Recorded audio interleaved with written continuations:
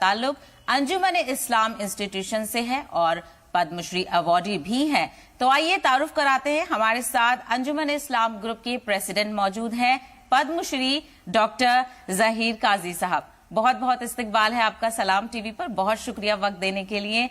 जब तालीम की बात होती है और मुल्क के मौजूदा दौर की हम बात करें, आज आप एजुकेशन को किस लेवल पर देख रहे हैं? क्या वाकई हम उस राह पर चल रहे हैं जहां पर हमें होना चाहिए?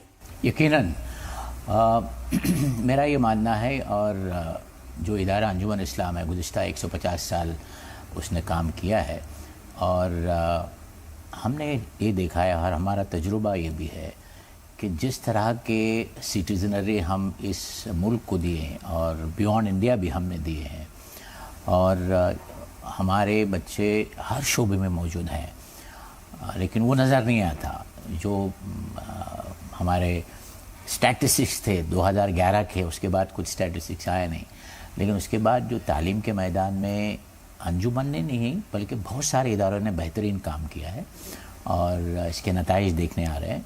आने वाले 10 साल में आपको ये जो पिक्चर है, जो ऑप्टिक है, वो एकदम अलग नज़र आएगा।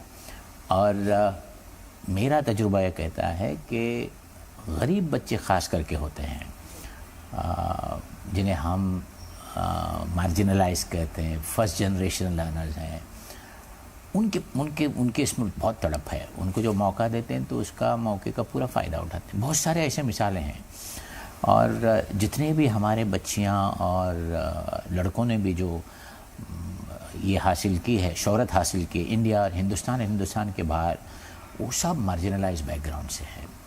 और मुझे बड़ी खुशी हुई आपके टीवी चैनल को बताते हुए कि ये NGO अंजुमन इस्लाम जो है नॉन गवर्नमेंटल ऑर्गेनाइजेशन, और इट इज़ नॉन कमर्शियल, और इसकी वजह से हम गरीब से गरीब बच्चे को आला तालीम दे पाते हैं।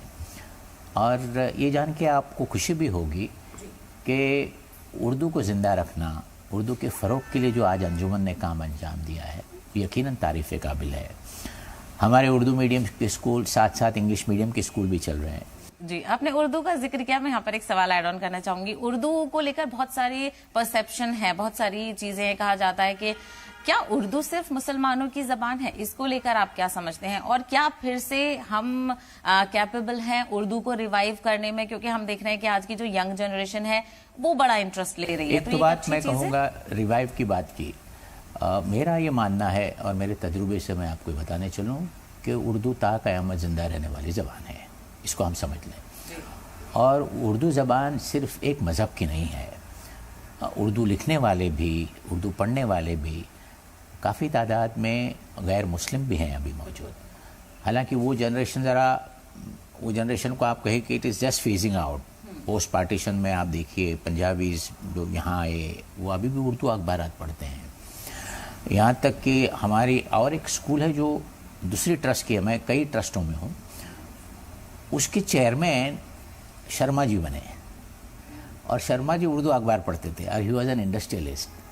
एक मिसाल थी कि Urdu medium school junior college जिसमें मैं वाइस प्रेसिडेंट था, वो प्रेसिडेंट थे, तो वो कुरान मजीद की भी तिलावत कर पाते थे, उर्दू पढ़ रहे थे, और पक्के ब्राह्मण थे और वेजिटेरियन थे। तो ये क्या साबित करता है कि उर्दू सिर्फ मुसलमानों की ज़बान नहीं है, बिल्कुल ये हिंदुस्तान की ज़बान है। जी। हिंदुस्तान के बाहर भी इसको बोली जाती है, और इसको ज़िंदा रहने के लिए जो उर्दू मीडियम स्कूल्स हैं उनको मियारी बनाना होगा। इम्पॉर्टेंट इसलिए कि अगर आप उर्दू मीडियम स्कूल को मियारी बनाएं, एक तो उसमें एक एडवांटेज है कि फ़ीस नहीं के बराबर है, एडेड होती है, तो गरीब से गरीब बच्चा उधर आता है। लेकिन आजकल गरीब फैमिलीज़ में भी ये माहौल बन चुका है कि अंग्रेज़ी नहीं जानते तो आपका मुस्तकबिल सही नहीं है, तो हमने वो गलत साबित कर दिया। आपने वुमेन एम्पावरमेंट की बात की, आपने कुछ स्टूडेंट्स का जिक्र किया, तो क्या ये जो हम परसेप्शन देख रहे हैं आज के दौर में कि हम अपनी जो बिलीफ्स हैं, अपने जो हमारे एक रिलीजन को लेकर बिलीफ्स हैं, हम उनके साथ तरक्की की राह पर नहीं चल सकते हैं, इसको कैसे तोड़ा जाए? ये देखिए, ये परसेप्शन बिल्कुल गलत भी है, और कहीं कहीं जगहों में ये परसेप्शन देखा भी जाता है, तो इसको जनरलाइज किया जाता है। और آج کے ماحول میں اسلام میں برائیاں تو ہے نہیں اسلام میں، لیکن اسلام کے فالو کرنے والے وہ صحیح طریقے سے نہیں کر رہے تو اسلام بھی بدنام ہو جاتا ہے. تو اس کے لیے ہم کو کوشش کرنی ہوگی کہ ہم عورتوں کے حقوق کے لے کے ہم نے بہت کام کرنا ہوگا. یہ انجمن نے گزشتہ 150 سال میں ثابت کر دیا کہ وومن امپاورمنٹ کو آپ کو دیکھنا ہے تو آپ انجمن میں آئیے. ہمارے 100 اداروں میں سے 85% ہمارے بہنیں ڈائریکٹرز ہیں، پرنسپلز ہیں اور ہیڈ مسٹریسز ہیں، اور ان کا جو کام کرنے کا طریقہ ہے ماشاءاللہ انہوں نے اتنا بہترین کام کیا ہے کہ انجمن کے ہر انسٹیٹیوٹ آف ایکسلنس پائی جاتی ہے. اور ہمارے ٹیچرز بھی، ٹیچرز کی تعداد میں 70% ہمارے بہنیں پڑھاتی ہیں. اور ہماری بڑی خوش قسمتی ہے کہ ہمارے جو ٹیچرز ہیں، پرنسپلز ہیں، وقت پہ آتے لیکن ان کا جانے کا وقت ہوتا ہے تو بھی وہ انسٹیٹیوشن میں رہتے، کیونکہ خاص کر کے اردو میڈیم اسکول میں جو معاشرے سے ہمارے بچیاں آتی ہیں، بچے آتے ہیں، وہ بہت غریب سے آتے ہیں. نہ ان کے گھر میں رہنے کی صحیح جگہ ہے، پڑھنے کے لیے جگہ ہے، 2 وقت کی روٹی کے بھی مسائل ہیں. تو ہم ان بچوں کو ہولڈ اپ کرتے اپنے اسکول میں، اسپیشل لائبریریز میں، اور 6 مہینے میں ایک بار تو ہوم وزٹ ہوتا ہے، یہ جاننے کے لیے کہ غریب طبقے کے بچے جو آتے ہیں ان کا گھر کا ماحول کیا ہے. تو انجمن نے یہ طے کیا کہ صرف تعلیم دینا نہیں چاہیے، it is complete education, holistic جس کو کہا جاتا ہے. مثال کے طور پہ ہم نے ایک پائلٹ پروجیکٹ شروع کیا ہے جو مائیں پڑھی لکھی نے ان کو تعلیم دینا. اور مرد لوگ تو آ نہیں سکتے، وہ آئیں گے تو ان کا دن کی روزی کا کیا ہوگا. تو کچھ گھنٹے کے لیے مائیں آتی ہیں پڑھنے کے لیے، اور ہم ان کو جو کہتے ہیں نا practical Urdu, mathematics, slightly spoken English, تو ان کو کانفیڈنس لیول آتا ہے. کیونکہ جب اوپن ڈے ہوتا ہے تو بولتے ہیں ہم کو کچھ سمجھ بھی نہیں آتا. تو it has to be a holistic approach.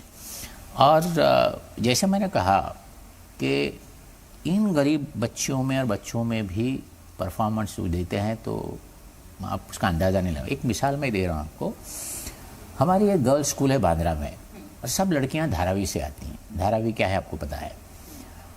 گھر میں وہی ماحول ہے کہ سنگل پیرنٹ ہے، یا والد نشہ کر کے آتے ہیں، یا ماں اور باپ چھوٹا موٹا کام کرتے ہیں، سب ایسی کہانیاں ہیں.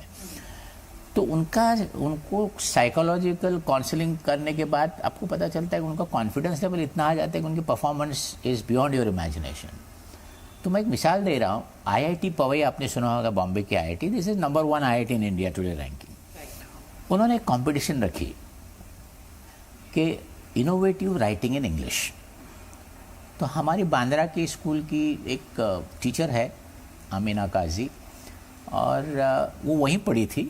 اس نے گریجویشن انگلش میں کیا ایز میجر، MA انگلش میں میجر کیا، اور وہیں ٹیچر بنی انگلش کی. اس نے پرنسپل کو بولی کہ میری ایک ایسی بچی ہے وہ کمپٹیشن میں لے گی. تو اس نے واٹ آر یو ٹاکنگ، کیا بول رہے ہو؟ بولے ٹھیک ہے. اس کے نتائج ہے تو بامبے اسکاٹش اسکول جو ہے it is consider to be number 1 those days. وہاں کے ایک لڑکے کو فرسٹ پوزیشن ملا. سیکنڈ پوزیشن میں لڑکی آئی جس کی تعلیم اردو میڈیم سے ہو رہی ہے. اس کو اتنا کوریج کیا گیا کہ سب لوگوں نے جو ورنیکولر مراٹھی میڈیم کا ہے وہ پوچھتے ہیں کہ کس طرح سے ہوا، یہ کیسے کیا ہوا. تو یہ سب چیزیں اگر آپ کرتے ہو اپنے اردو میڈیم اسکول میں، اس کو معیاری بناتے ہو، تو بچوں کا مستقبل بھی ہوگا، تعداد بڑھے گی. سمجھیے اگر اردو اسکول نہیں رہے. ہاں بالکل، وہی میں پوچھنا چاہ رہی ہوں. آپ کو کیا لگتا ہے کہ ہمیں بہت زیادہ اویئرنیس کی بھی کیا ضرورت ہے؟ کیونکہ جس طرح سے آپ دیکھ رہے ہوں گے کئی ایسے انسٹیٹیوشن ہیں جو مائنورٹی ایجوکیشن کو پروموٹ کرتے ہیں، یا ان کے اوپر ایک ایسا نظر آتا ہے کہ اگر ان انسٹیٹیوشن کی بات آتی ہے تو مسلمز کی بات آ جاتی ہے، مائنورٹیز کی بات آ جاتی ہے. تو کہیں نہ کہیں ایسے بیانات آ رہے ہیں جو ان کی ایک پہچان کو خراب کرنے کی کوشش کر رہے ہیں. تو کیا ہمیں اس کے حوالے سے اویئرنیس پھیلانے کی ضرورت ہے؟ کہاں ہم اسٹینڈ کرتے ہیں؟ نہیں، ایک تو اویئرنیس ہونا ضروری ہے. اور اویئرنیس کیسے ہوگا کہ آپ اپنے پرفارمنس دکھائیے نا. مثال کے طور پہ انجمن اسلام میں جیسا میں نے کہا کہ مائنورٹیز کے بچوں کے ساتھ ساتھ دوسرے کمیونٹی کے بچے بھی آتے ہیں. 51% اپنے ہوتے ہیں، لیکن کہیں نہ کہیں اپنے 70%، 30% دوسرے کمیونٹی کے بھی ہوتے ہیں. وہ ان کی یہاں ایڈمیشن کے لیے قطار میں کھڑے رہتے ہیں. दूसरे कम्युनिटी के बच्चे आपके यहाँ एडमिशन लेना चाहते हैं, yours is a demand driven institute and institute of excellence, और वो जाके बाहर बोलते हैं यहाँ का जो तालीम का सिलसिला है बहुत अच्छा है और हमारे साथ कुछ डिस्क्रिमिनेशन है ही नहीं। इस तरह की अगर हम, जैसा अंजुमन कर रहा है और भी लोग कर रहे होंगे, लेकिन हम बड़ी तादाद में अगर इस तरह की शुरुआत करें तो हम इस सोच को बदल सकते हैं। और जो नज़रिया है माइनॉरिटी के इंस्टीट्यूशंस की तरफ देखने का, वो कहीं ना कहीं उसको बदलने के लिए हमको भी कुछ करना होगा। बिल्कुल। और अभी आपने नदवी साहब को भी सुना, आपके साथ वहां मौजूद थे, उन्होंने हुकूक की बात की। उन्होंने इसके लिए जिम्मेदार मुसलमानों को भी ठहराया कि हमें मालूम ही नहीं है कि जो खवातीन के हुकूक हैं, क्या हम उनके साथ नाइंसाफी कर रहे हैं? क्योंकि हम लोगों को मिसाल तो दे देते हैं, हम दूसरे लोगों को जज तो कर लेते हैं, लेकिन जब हमारे ऊपर बात आती है तो शायद हम उसे फॉलो ही नहीं करते। देखिए, इस्लाम में औरतों के हुकूक के लिए जो चीज़ें कही गई हैं वो हम नहीं फॉलो करें तो कौन जिम्मेदार है? हम ही जिम्मेदार है ना। तो इंट्रोस्पेक्शन हमको करना होगा और ये जिम्मेदारी हमारी भी है, खास करके पढ़े लिखे लोगों को। होता क्या है, जो नॉलेजेबल लोग कम्युनिटी में हैं वो बोलते मेरा अच्छा चल रहा है ना, हो गया। ये एटीट्यूड हमको कहीं ना कहीं नेगेटिविज्म हमारी आ रही है सामने। और आज के माहौल में जो भी, मैं उसके बारे में जिक्र नहीं करूँगा, लेकिन उसको सुधारने के लिए थोड़ी कोशिश हमने भी तो करनी चाहिए ना। लोग ये कहेंगे, देखो ज़्यादातर लोग बोलते हैं देखिए अंजुमन इस्लाम की तरफ देखिए कि वो अलग इदारा है, सरकारी लोग, गैर कौम के लोग भी उसको अप्रिशिएट करते हैं। हालांकि हमारा नाम अंजुमन इस्लाम है, ये नाम सुनने के बाद कहीं ना कहीं लोगों को थोड़ा जुड़ जाते हैं, हाँ जुड़ जाता है, लेकिन जब वो करीब आके देखते हैं तो उनको पता चलता है ये ऐसा नहीं है, अच्छा काम है। तो क्या इस वजह से चैलेंजेस भी फेस करता है अंजुमन इस्लाम? सर्टनली करता है, लो लेवल ऑफ ब्यूरोक्रेसी में जिनको मालूम नहीं है। लेकिन हमने आज तक, मेरा जो तजुर्बा है, ऐसे स्पीड ब्रेकर्स हमने नहीं देखे। मामूली से प्रॉब्लम आते हैं लेकिन उसको हैंडल करना चाहिए आपने। वो हैंडल होने के बाद ब्रिटिश ज़माने में भी हम थे इदारा, फिर वो दूसरी सरकार रही, आज की भी सरकार रही, हमें अभी तक महसूस नहीं हुआ कि हमारे साथ डिस्क्रिमिनेशन हुआ है। कि ईमानदारी से बात करनी होगी। मुझे हार्वर्ड में भी बुलाया गया था फॉर टेड लाइक टॉक, तो मैंने ये जिक्र किया, मुझे पूछा गया खास करके कि मैंने कहा जहाँ तक मेरा इदारा है, तालीम के मैदान में हम काम कर रहे हैं, हमको ऐसा कोई चीज़ ऐसी नहीं लगी कि हम पर ज़्यादती की जा रही है या हमारे साथ नाइंसाफ़ी आज तक तो नहीं हुआ, फिर अल्लाह जाने आगे क्या होता है। तो हमारा ये अखलाकी फ़र्ज़ बनता है कि सच भी बात करनी होगी। तो I was interviewed also in Islam TV जो लंदन में था, मैं गया था एलुमनाई मिलने के लिए, तो उन्होंने भी ये सवाल पूछा घुमा फिरा के। तो मैंने कहा देखिए, जहाँ तक हमारा अंजुमन का सवाल है, हमको आज तक महसूस नहीं हुआ कि हमारे साथ नाइंसाफ़ी हो रही है। शायद यही वजह है कि आज आप इस लेवल पे खड़े हैं। हमारा एक बेसिक फंडामेंटल्स ये है कि when you want to run institution of this size, there should be transparency, financial transparency, governance transparency, and you should be always on the right side of the law.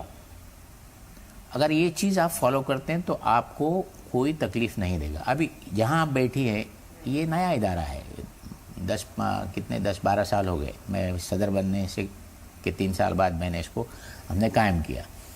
तो हमको 3 permission लेने थे एक साथ, engineering, architecture, pharmacy, ऐसा बहुत कम होता है। अथॉरिटीज़ आए सब जगह से एक, उन्होंने सब चीज़ देखी। जब अथॉरिटीज़ आते तो लोगों को लगता है बड़े खड़ूस है, लेकिन they have to be do their job. और उन्होंने जॉब किया अपना, और हमको कुछ प्रॉब्लम नहीं आया, ना हमको किसी की सिफारिश करनी पड़ी। ये मैं 2010 की बात कर रहा हूँ। उसके बाद भी हमने नए इदारे खुले, नई सरकार आई, तो कोई मुश्किलात नहीं आया। फिर ये परसेप्शन क्यों है? मतलब थोड़ा सा ये पॉलिटिकल हो रहा है, बट फिर भी मैं आपका इंसाइट इस पे चाहूंगी कि ये जो परसेप्शन चल रहे हैं, एक सवालिया निशान जो हो रहा है, बहुत सारे लोग ऐसे बयान देते हैं, बहुत सारे लोग परेशान है। सलमान खुर्शीद साहब ने भी कहा कि जो चीजों का एक सही रुख है वो लोगों तक नहीं पहुंच पा रहा, तो ये रुकावट क्यों आ रही है? अगर सब कुछ ठीक है, अगर आपके पास ट्रांसपेरेंसी है, लॉ को आप फॉलो कर रहे हैं, फिर ये रुकावटें क्यों देखने को मिल रही हैं? आपको क्या लगता है? दो चीजें हैं, जो जिम्मेदारान हैं वो बात अपनी सही बात पहुंचा नहीं पा रहे हैं, और हो सकता है ऐसा से कमतरी है या खौफज़्यादा है या चलता है ये एटीट्यूड, तो इसको कहीं ना कहीं कोर्स करेक्शन करने के लिए हमारी, मैं ये नहीं कहता हूँ कि प्रॉब्लम नहीं है, दुनिया के कोई भी कंट्री ऐसी नहीं जहाँ कुछ भी प्रॉब्लम नहीं है, प्रॉब्लम है सब जगह, तो लेकिन प्रॉब्लम के बावजूद हमने ऑप्टिक क्रिएट करना चाहिए, हमको रीच आउट भी करना चाहिए, हमारी भी जिम्मेदारी बनती है ना।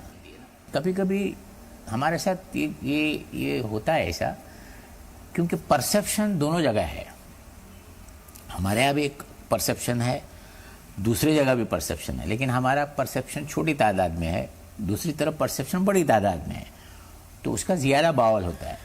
तो ये परसेप्शन चेंज करने की जिम्मेदारी दोनों कौम के ऊपर है। हमने अपना परसेप्शन करेक्ट करने की कोशिश करनी चाहिए, क्योंकि हम दूसरों का नहीं कर सकते, और जो दूसरे लोग हैं वो हमारा नहीं कर सकते, उनको अपना करना चाहिए, तब जाके ये भारतवर्ष विश्व गुरु बनेगा। बिल्कुल। और आपकी जर्नी को लेकर भी मैं पूछना चाहूंगी कि आप जिस तरह एजुकेशन से जुड़े हुए हैं, आप कितना इसको फ्रूटफुल मानते हैं, कैसे आप एंजॉय करते हैं इस चीज को? देखिए, मेरा ऐसा है कि गुज़िश्ता 45 साल से मैं प्रैक्टिस कर रहा हूँ, मैं रेडियोलॉजिस्ट हूँ, यूएस में ट्रेंड हूँ, और 90s के बाद मैंने तय किया, क्योंकि मैं बहुत सारे मरीज़ गरीब तबके के भी देखता था, और अल्लाह का फजल रहा, मैं बड़े बड़े हॉस्पिटल में रहा, बॉम्बे हॉस्पिटल, हिंदुजा, मेरी ट्रेनिंग अमेरिका में, एक साल में मदीना मुनव्वरा भी गया ऑन ए डेपुटेशन।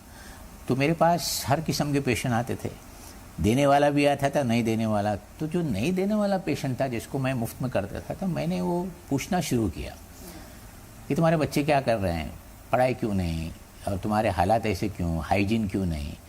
तो जब मैंने अंदर जाने की कोशिश की तो लगा उनके पास बहुत सारे मसाइल हैं, लेकिन उसका हल होगा तो हल करने वाले क्यों नहीं हैं। तो मैंने सोचा दुनिया भर बोलते फिर ये कौम में ये है, तो मैं खुद क्यों नहीं करूं।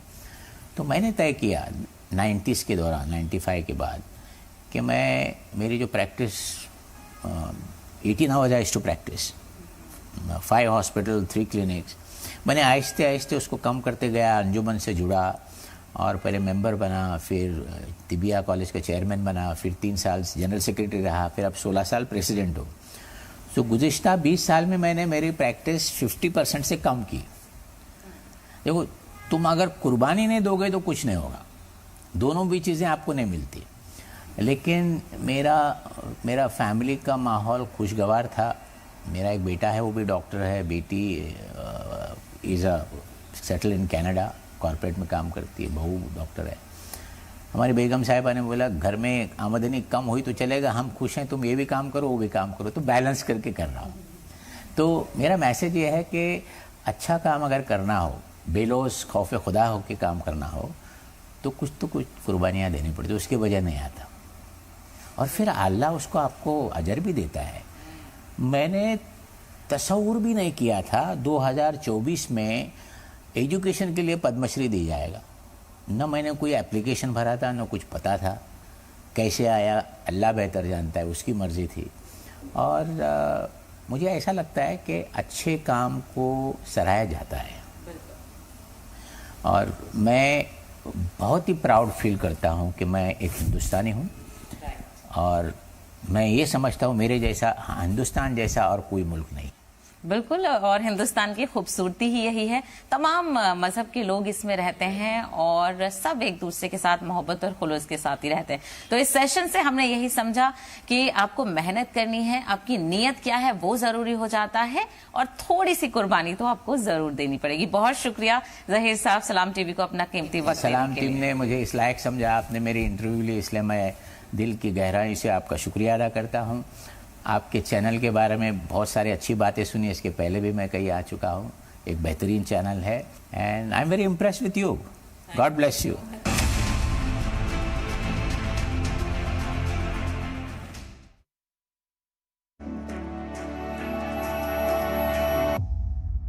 یہ ہے زی میڈیا.